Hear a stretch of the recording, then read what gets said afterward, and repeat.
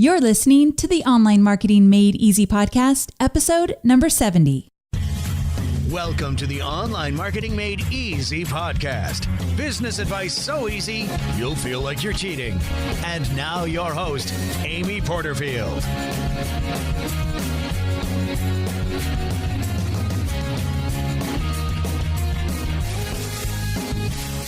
Hey there, Amy Porterfield here, and welcome to another episode of the Online Marketing Made Easy podcast. Thanks so much for tuning in. I truly appreciate you being here. Today, we are talking all about webinars. If you've ever thought about doing a webinar, but you just haven't really jumped into the webinar game, or maybe you've been doing webinars for a while, but you want to up your game, you want to add some more advanced strategies to convert better on your webinars, then this episode is for you. So it's equally good for those that have never done a webinar or those that have been doing webinars maybe for a while, but you just want them to be better and more successful. So if you're in either of those camps, you are in the right place today.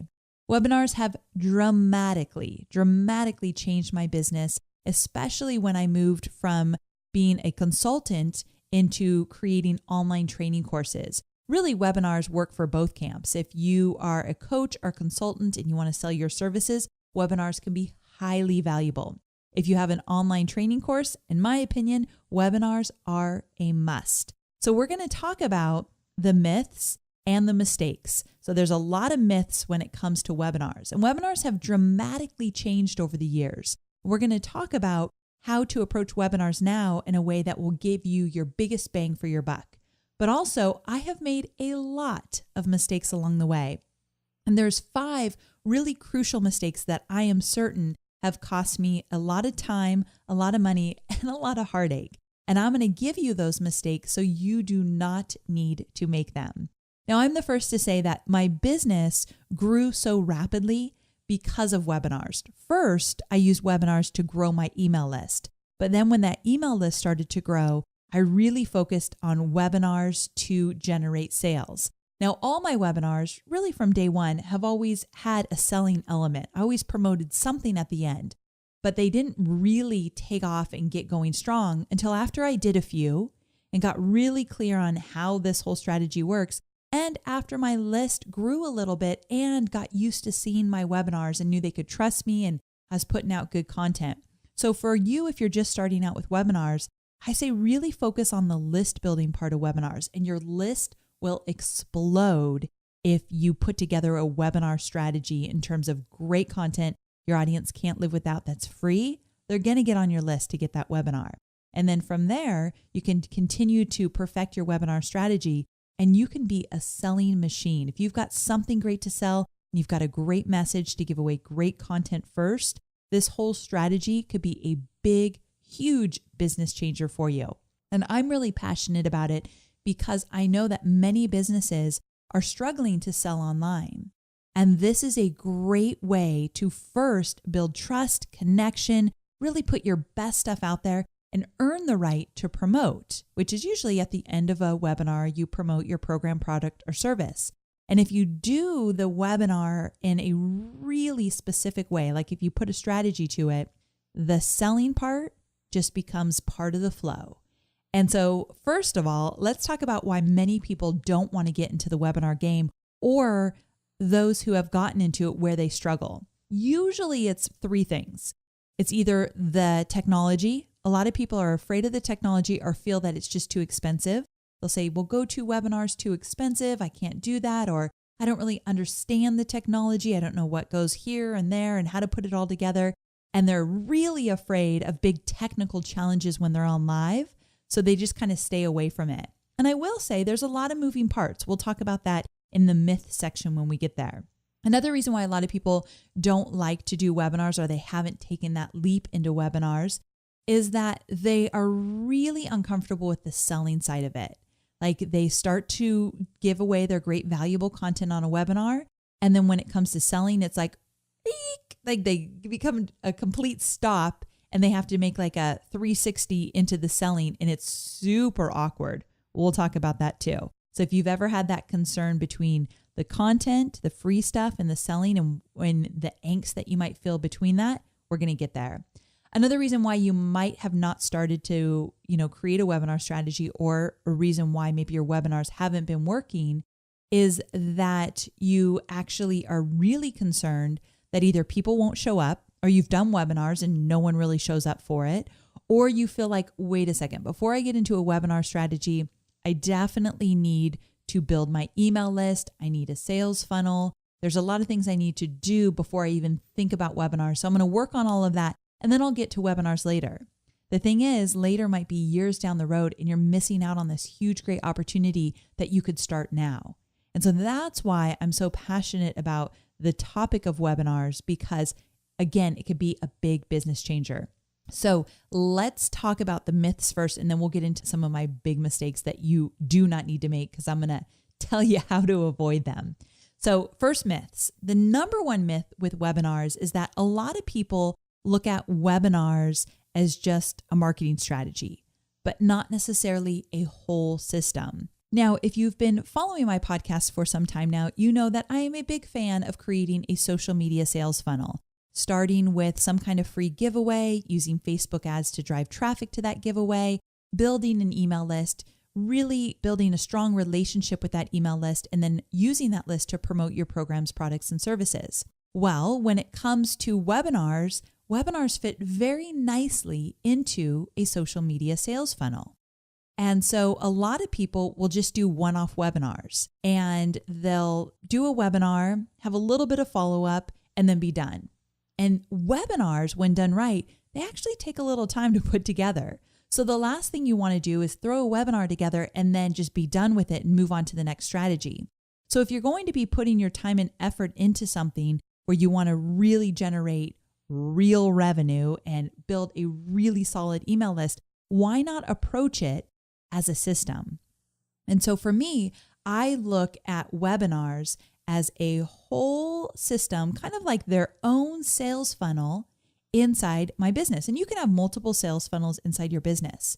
And when I put together a webinar, I actually go through 5 stages. The first stage is planning. So there's some planning that goes into your webinar. What's your topic going to be? What are you going to sell on a webinar? Who is your target market? There's some things that go into the planning, actually creating the actual content for the webinar. And once you get things planned out, then I go into what I call the pre-webinar phase, which is basically getting people on a live webinar. So promoting it, maybe using some Facebook ads, posting on social media, maybe making a video, inviting people to come check out your live webinar. And then the next phase out of those 5 key stages or phases is live. I am a big believer that when you create a webinar strategy, you want to do a few live first. Now, I'm a big believer in doing automated webinars.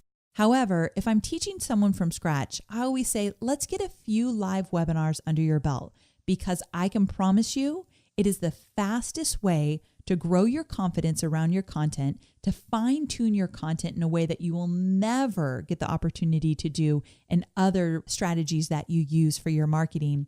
And in addition to that, having that live correspondence or communication with your audience during a webinar is priceless. Even if you have 20 people on the webinar, it's still really valuable. So I always say, first you plan it out, then you get people on live. So that's the pre-phase. Then you go live, and there's a lot of elements with the live, making sure that the technology is working, engaging your audience live on the webinar.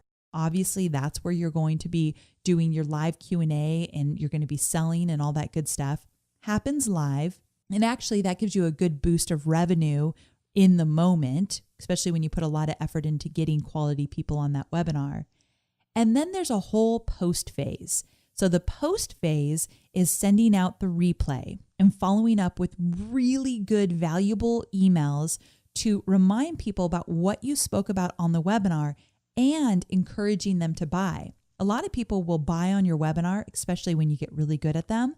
But then a lot of people will still be on the fence and they want to think about it. And it's your job to let them know, the benefits, the features, the case studies, the stories, all related to why they should take a deeper dive with you and buy your program that you talked about on the webinar.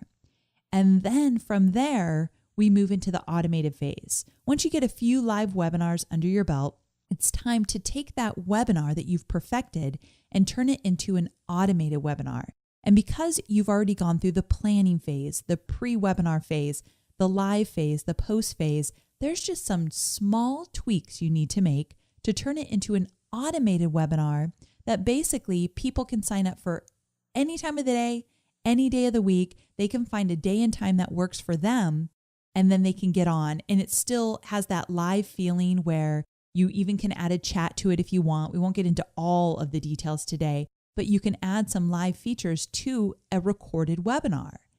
And when you do that, then you're actually serving a bigger audience that you could never reach with just your live webinars. And you've perfected it along the way, so it's going to convert really well.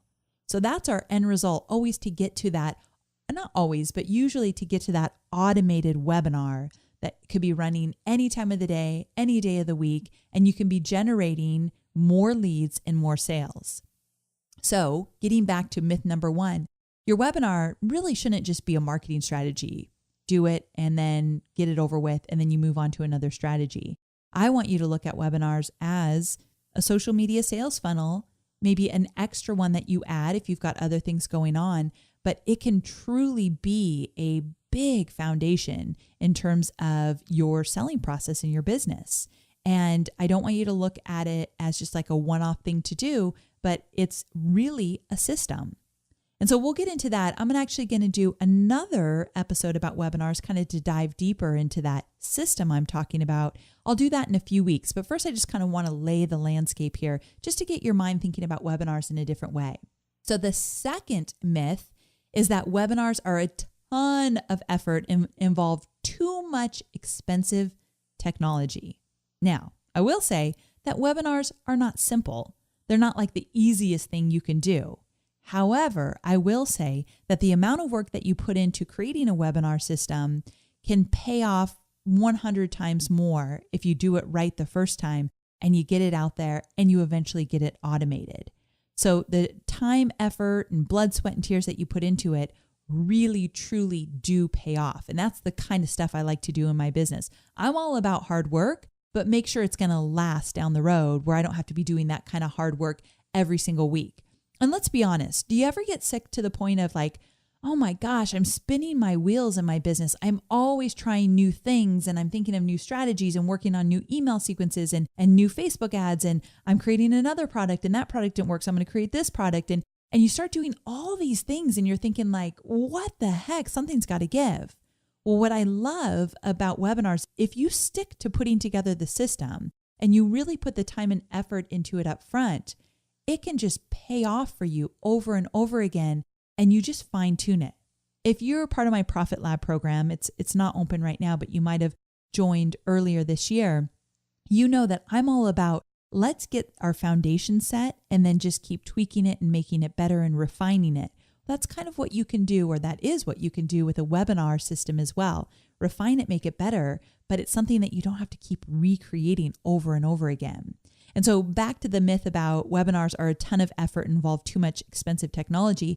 The effort part, they are a ton of effort in the beginning, but the expensive technology is not a must. You could do them for free in terms of using live Google Hangouts, and you can keep it really simple without a ton of bells and whistles and have the webinar convert for you at a very, very rapid rate. Because to me, where I want you to put your focus when it comes to webinars is the content, how to put together the slide deck. And we're going to talk about that in the next episode about webinars in a few weeks.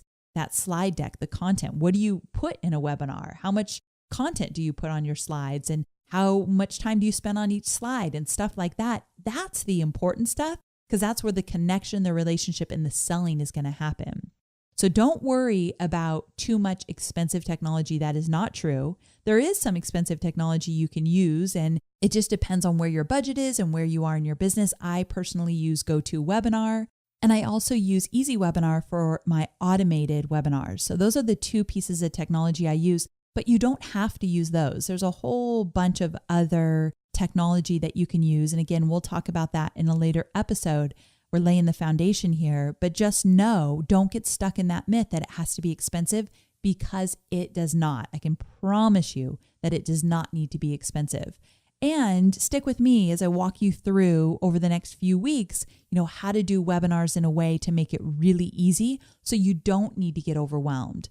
I'm coming out with a webinar program in a few weeks. And so that's why I've been so just like buried in webinar content in a good way. Buried sounds so negative, but I have just been pouring over webinar content and putting together my best free content possible. So whether you buy my program or not, you're still going to get some immense value about webinars in the next few weeks on my blog, on my podcast. I'm going to do a webinar about webinars, all free. So you can get some really great valuable content in terms of how to create your webinar. So if you've ever thought about webinars, stick with me over the next few weeks because I've definitely got you covered. Okay, myth number 3 is I'm fine. I've learned about webinars years ago. I know what I need to know. Yeah, I haven't started webinars, but I've got the information. That's a myth because webinars have changed dramatically over the years and attention spans have changed thanks to Netflix. I mean, now we're binge watching shows. Commercials are a joke. I mean, when was the last time you really saw a commercial?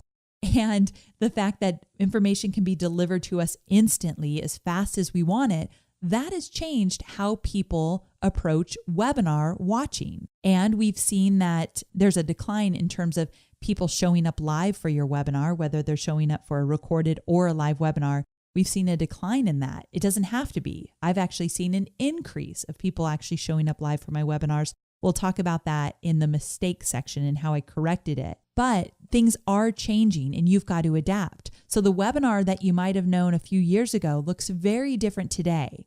We've learned a lot, especially people like me that have done many webinars. We know that you've got to kind of shift with how social media has shifted and how people are taking in information and the technology around it. So if you've learned about webinar years ago, or if you've kind of been thinking about it over the years and you think you know enough, you just need to dive in, stick with me because webinars definitely have changed. I'm going to be talking about that a lot, but I'll tell you the number one thing that has changed, like I mentioned, is the attention span. And so now when I do my webinars, I have a lot of slides for just an hour webinar. Meaning that if I'm going to do a whole hour of content on a webinar for free, I at least have 80, probably 100 slides, if not more. And that might seem like a lot, but you can't stay on one slide too long. So you constantly have to be boom, boom, boom, going through the slides and using the slides as triggers for conversations that you're going to have with your audience versus reading every word on the screen. So because attention spans are shorter than they've ever been in history, you do not want a slide full of content that you sit on for a long time because you want to know what's going to happen. People are going to multitask till the sun comes up. I mean, that's all they're going to be doing. You will never, ever have their attention. And because of that, you've got to be really clear, like, okay, there's a certain way I need to deliver this content so that I could keep them engaged through the whole thing. When we get to mistakes in a minute, I'll give you some tips about how to keep them engaged. Okay, number four myth. This is the final one. It's too late. I've already missed the boat on webinars.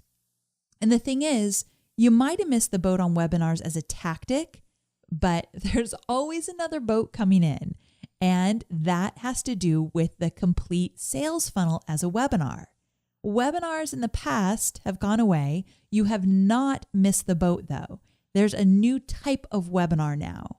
And that's where I started out with the myth number 1, that it's more of a complete system versus a tactic.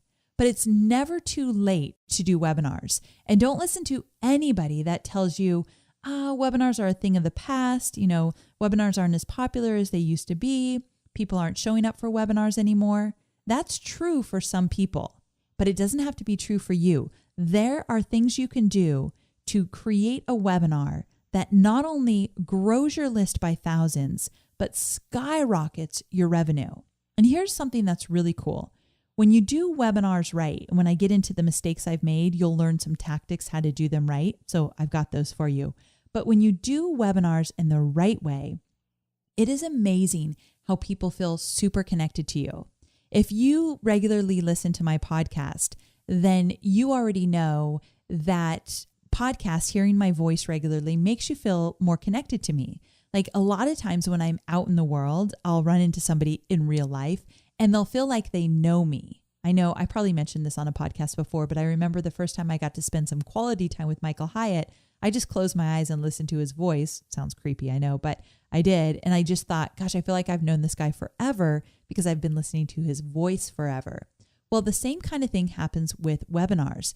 People really connect with you at a level that you will never get anywhere else. A blog post won't do it. A telesummit won't do it. Social media won't do it. You will create bonds with people beyond anything you've ever experienced with webinars when you do them right. So don't listen to anybody where they say, webinars are a thing of the past. That is crazy. You can generate thousands of dollars a week on webinars when you do them right. So let's talk about doing them right, because this is my favorite part. I want to get into these mistakes that you can easily make. And that's the freebie for today. So I'm going to go over them, but I've gone into more detail about these 5 rookie webinar mistakes and how to avoid them. That's the freebie for today. So if you go to amyporterfield.com/70 download. So amyporterfield.com/70 download, or if you text the phrase 70 download to 33444, you can get it right away through text. So this is the free giveaway, 5 rookie webinar mistakes and how to avoid them. But I'm going to briefly go over them now, but make sure you grab that giveaway because the cheat sheet offers a lot more examples in detail. Okay, so these mistakes, there's 5 of them. These are the mistakes that I've made over the years that I don't want you to make, so I want to explain them to you here. Mistake number 1 is that you fear the transition from content to sales. Have you ever had that feeling like now I've got to shift into sales? So when I was doing webinars in the early days, this is what would happen. I'd be sailing along, delivering free, impeccable content that I worked for weeks on and felt really confident about. So I'd be, just giving great examples and stories and bam, bam, bam, I'm on my game. And then the slide comes up where now it's time to sell. And this is what you'd hear. Nothing, crickets. I would take a deep breath and almost the words wouldn't come out. And then I'd be frantically looking for some words to transition into the sales part. My voice would change, the tone would change, which would dramatically take the energy down. And in addition to that, it would be so awkward that I literally would see just people be jumping off. When you're on GoToWebinar, which is the tool I use for live webinars, I can see when the numbers go down, which is kind of a bad thing. You shouldn't even look at that when you're live on a webinar because it will throw you off. But in my early days, I would look at that and I could see people just jumping off right away when I went into sales. And that would totally derail me. So the first tip I have for you is when you do a live webinar, do not look at stats. I don't want you looking at how many people are on, how many people are jumping off when you go into the sales part of it. I don't even want you to look at comments. 2 things I want you to do. 1, I want you just to focus on that transition, and we'll talk about it in a moment. And 2, I want you to have just one person there, either with you physically or remotely, that is looking over everything. What I do is I've got Travinia on my team. She's my assistant, and we've got the system down. When I'm on a live webinar, I know that she is on monitoring all comments and just making sure the audio sounds good, the technology is working, all that good stuff. And I usually have 2 computers. And if I don't have 2 computers, I've got my computer and my iPhone. And on my iPhone or on the other computer, I have Skype. And so what happens is she is going to Skype me the minute anything is wrong. And so I'm always just kind of glancing over to Skype. She doesn't bother me during the webinar with Skype if nothing's wrong. But if people can't hear me, if we're having a frozen issue, something went frozen, or if, there's just a question that everyone's asking, they're totally confused or something, she's going to Skype me. And in addition to that, she uses Skype during the Q&A, but we'll get into that in another mistake I used to make. So here's my tip for you so you don't have to make that same mistake. Actually, I have 2, a mindset tip and an actual practical tip. The mindset tip is this. If you put the effort into creating a really great, valuable webinar, put really great effort into it, and that content is going to be good, you have now earned the right to sell. You've given them something that they can't get anywhere else, and you've given it to them for free. So now for those that want to dive deeper with you, you've got this opportunity for them. So one, you've got to know that you've earned it. You've done the work.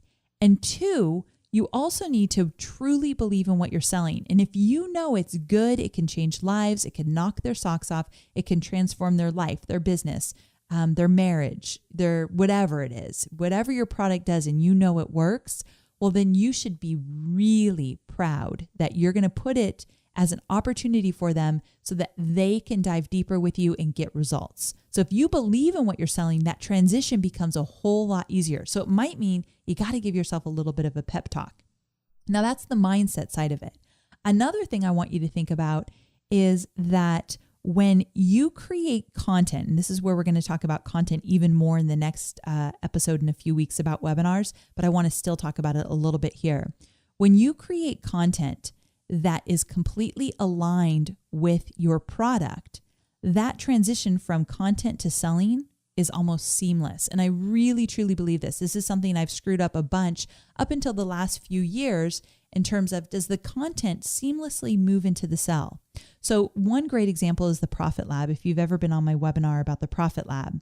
In the Profit Lab, I teach, in my paid program, I teach 7 steps to a social media sales funnel. The webinar is all about those 7 steps. I go over each of them. I dive deeper into a few of them and just kind of go over the surface of the others, but I paint the picture. These are your 7 steps. I give it to them for free. Here's what you need to do to create a social media sales funnel. But then my product dives into each of those, holds your hand, shows you exactly how to do it, cheat sheets and blueprints and examples and how-tos and all that good stuff is in the paid program. So if you believe that you can create these 7 steps that I've just outlined for you in the free webinar and you want to implement, that's where my program comes into play. So you see that nice transition there? So that's what I want you to do. And if it's a really good webinar, you want to know how to know if you've created an amazing webinar. Are you ready for this? If you want that feeling of, yes, this is amazing, this is good, I can't wait to get this out to the world, you usually feel a little uncomfortable that you're giving away so much for free. That's when I know I'm onto something really good. If you've got this little nagging voice like, oh, am I giving away too much good stuff? Usually that's a good indicator that it's going to be a kick butt webinar. So just something to think about. So once you do that content that's fully aligned with what you're selling, that transition becomes really, really simple. I can promise you that.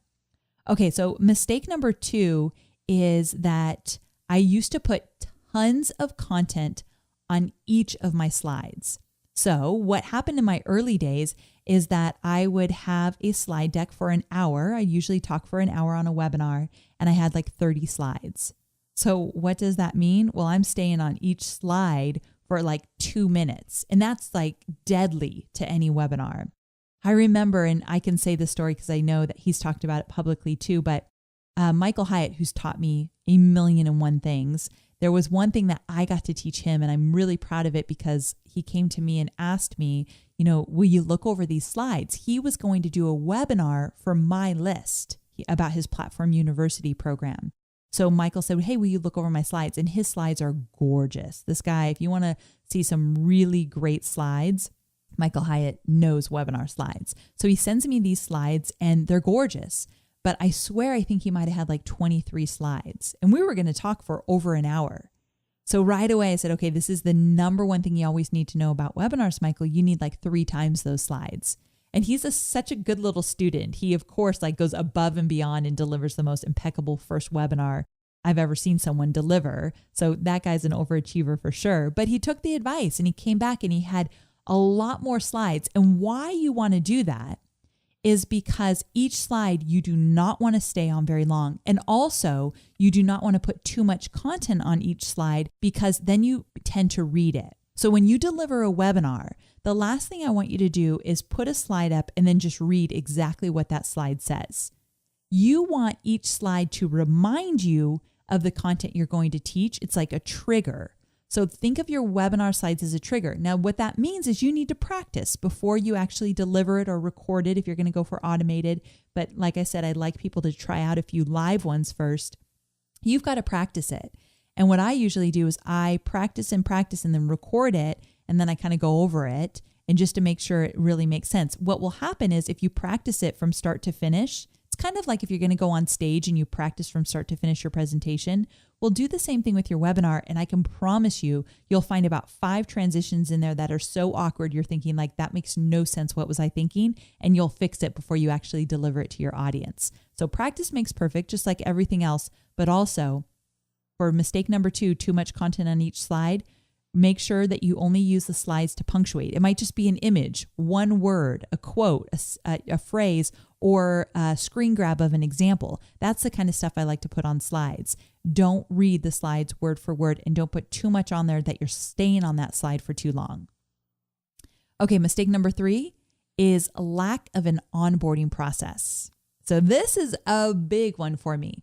I went through a phase when I was doing webinars. In the early days, it wasn't really hard to get like 60, 70% of people that signed up for your webinar on your webinar live. Like in my early days, the heydays, those were amazing days.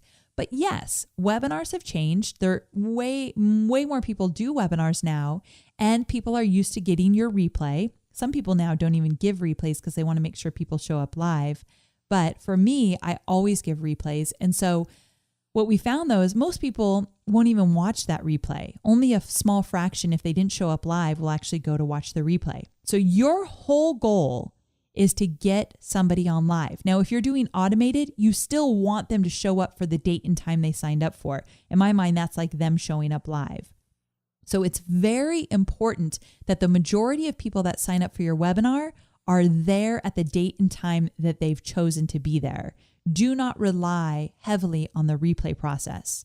So this onboarding process is all about getting people to show up live with you.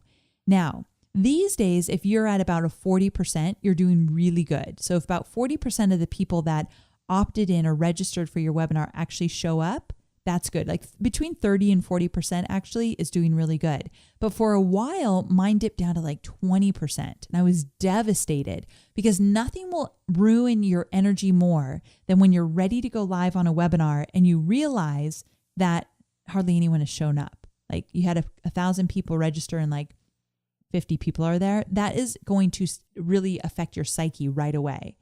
So I always say either don't look, or if you've got to look, let's do a little work in the beginning to make sure more people show up live. So it's the onboarding sequence. So what I do is when you sign up for one of my webinars, right away you get an email confirmation from me. So if you're using a tool like GoToWebinar or let's say Easy Webinar, those tools will actually send out a confirmation email because people need the link to get on when you actually go live. But I also, in addition to that, send out my own email. And usually I offer a workbook and say, okay, we're going to get on live, let's say in 3 days. Here's a workbook that I want you to download and have it ready for you. And that workbook teases some of the content that I'm going to teach. And there's kind of some fill in the blank. So they need the workbook when we go live. So this teases the content of the webinar. And then I send an email maybe a few days later, and I might tell a story or talk about the importance of showing up live because we're going to do this, this, and this. Or I might give a valuable tip or trick about the content I'm going to teach. So I'm offering value. And then the day of the webinar, I tend to send one really early in the morning and then like 10 minutes before we go live. It's important that you actually follow up with this communication because to get somebody live on a webinar, you've got to do some work these days. Again, webinars have changed, but when they show up live, that's where you're going to make the biggest impact in terms of connection and in sales. So it's important, whether it's an automated or a live webinar, having them show up for the date and time that they've designated, very important. The onboarding sequence will do just that. So mistake number 4, we've got 2 more mistakes here, is weak follow-up. So one thing that I did in the early days, and I see a lot of my students do now, is that they'll say, I didn't really do well on my webinar. I just sold a few. And I'll say, okay, so what did your follow-up sequence look like? Oh, I sent out a replay. And I just think, oh my gosh, you missed this huge opportunity. So you're definitely going, if you do this right, you're going to get sales on your webinar. But there's also a majority, like I mentioned earlier, that they're going to be on the fence. They need a little bit more. They need to know they can trust you and they need some more information. So one of the things you can do is create a sales page and send the people to a sales page. in the follow-up sequence. So the emails to follow your webinar are crucial. I always like to send the replay out right away, but with a deadline, saying this replay will only be available, let's say, for a few days. And then from there, what I do is that I send a series of emails to follow that. And the series of emails to follow that are all about the program that I introduced them to on the webinar. So I'll talk about, hey, you might have noticed on the webinar, I talked about my brand new program that's called XYZ. And here are 3 things that you can learn when you sign up. So I might give benefits and features and case studies, but it's a series of emails, like 3 or 4 emails to follow, if not more, depending on how long your cycle is that you're promoting something. And you can do this with automated webinars and live webinars, but those emails to follow are golden. You must have a sequence that sells, and you want scarcity in those emails. So if you're part of my Profit Lab program, you already know this, that the scarcity in the follow-up emails after someone opts in to get a freebie from you, the scarcity and urgency is what really is a make or break kind of situation. So maybe you have a bonus going away, or maybe the doors are closing and people can't enroll after a certain date, which is usually what I do with my big launches. The doors are going to close, so that's always some good scarcity. But I like to add bonuses. I like to do a price increase at some time during the promotion. So there's all these different reasons why people should buy right away, and you want to give them incentives. So that follow-up after a webinar, so very valuable. And then finally, the biggest mistake, this is a weird one that I actually didn't think was true until I really tested it. And that was, in my early days of doing webinars, I always do a live Q&A at the end for like 10 minutes. So I would do, let's say, an hour webinar. So maybe I deliver free valuable content for 45 minutes. Maybe for 10 minutes, I would sell something, and then I do like a 5 or 10 minute Q&A. So here's the deal with selling and how long you want to spend on selling. I really do believe it comes down to the price point and how much explanation is needed in order for people to really see the value. So if I'm selling a $97 program on a webinar, I might sell for maybe 10 minutes, really to go into the benefits, the features, the case studies, all that good stuff. And then kind of show people inside of the program in the members area. I like to do that inside a webinar as well when I'm selling. But if I'm selling a $1,000 program, you can be sure that I'm going to talk longer than 10 minutes. I'm not going to just say buy, buy, buy. I'm going to give reasons why people should buy and really help them understand what's included and why I've included that and how it's going to work and the results they can expect. So I go into a lot more detail when it's a more expensive program to sell. So that's kind of how I decide. You need to make sure you give yourself space inside the webinar to really explain the value of your program. But in addition to that, there's a Q&A usually at the end of most webinars. And in the past, I'd spend 5 or 10 minutes answering a few quick questions and I'd jump off. And when I jumped off, I'd have like 400 people still on the webinar. And so I had a good friend say, those people are just golden to your opportunity to sell more. Like they're the people that are going to buy if you give them the attention and time they need. So if you see that you still have people on, you've got to decide, what that number looks like. But let's say you're just starting out and you had 100 people on your webinar. And when you get into the Q&A, you still had 30 people on and you're ready to jump off. I wouldn't jump off if I had 30 people on, if I had 100 people total and 30 people still on and you're in the Q&A. These are the people that are genuinely interested and they want to know more. Take the time to answer their questions. Go over any objections that they're having, but maybe not asking. Maybe go over the product again after you've answered some questions. Go back to the product again and go over it one more time. These are the people that are paying attention and they want to know more information from you. So don't jump off your Q&A too early so that they actually don't get all that value from you in terms of answering the questions in order for them to make a decision that they feel good about in terms of buying. Also, when you do a Q&A, if you have a lot of people on, which you will get there once you've done a few webinars, choose questions that are going to add value to the full audience. So usually at the very end of a Q&A, I can see myself answering more specific questions that might not relate to everybody. But in the beginning of a Q&A, I make sure either I have a few questions in the can that I know often get asked and I just answer those right away. And they're valuable questions like, how long do I have inside your program? Or who is this program best suited for? Those questions come up a lot. So I'll answer those right when I get into the Q&A, because I know that's when I have the most people on before people start jumping off. So get to the best questions first. And also, if someone asks a question, you might even want to encourage them. If you've got a question that can really value the whole audience, those are my favorite types of questions. So a lot of people can get value from my responses. So I encourage you to ask those types of questions, and you'll get some really good questions that way. But always have a few in the can just in case you don't have a big audience yet and you need to answer some questions. Think about the biggest objections they're going to have to buying your product. Turn those into questions to answer during the Q&A. But don't jump off too early, because there's some magic happening there. Those are some pretty amazing people that are still staying on that really want to hear from you, and you want to give them the attention that they need in order to make a decision to buy. Whew. Okay, so we went over the 4 myths and the 5 mistakes. And remember, these 5 mistakes, I go into them in even more detail in the free giveaway. So all you need to do is go to amyporterfield.com/70 download, or you can text the phrase 70 download to the number 33444, and you can get the free giveaway, the 5 rookie mistakes that you can make on a webinar and how to avoid them. And like I said, I'll go into even more detail when you get that PDF. So I hope you've enjoyed this episode all about webinars. We're just setting the foundation in this episode, and then we're going to get into even more detail in a few weeks about how to craft your webinar slides and how to, what slides can you include to go from the content into the selling. There's actually some slides you can add to the mix to make it a really good transition. And we'll also go into other strategies related to webinars. How are you going to fill up your seats? How are you going to find your audience? All that good stuff, and why you want to do live versus automated, and the difference, and the good and the bad, and all that kind of stuff is coming down the pipeline. So I want you to stay with me if you're thinking about webinars or you want to up your webinar game.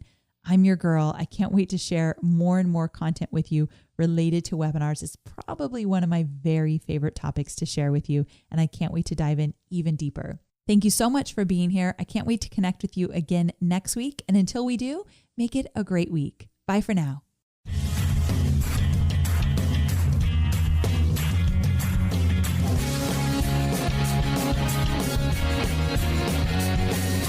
Thanks for listening to the Online Marketing Made Easy podcast at www.amyporterfield.com.